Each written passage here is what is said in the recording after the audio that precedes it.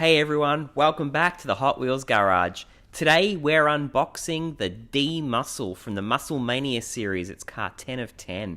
This car is a Hot Wheels original and it's based on a 2010 Camaro SS. Really cool looking car, this one.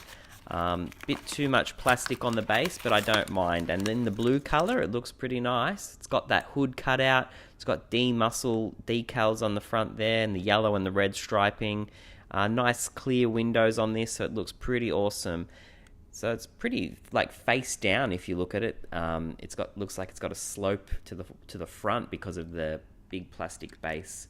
Anyway, what do you think of this car? Leave your comments below. Big thumbs up. Most importantly, don't forget to subscribe so you don't miss what's up next in the Hot Wheels Garage. Thanks everyone.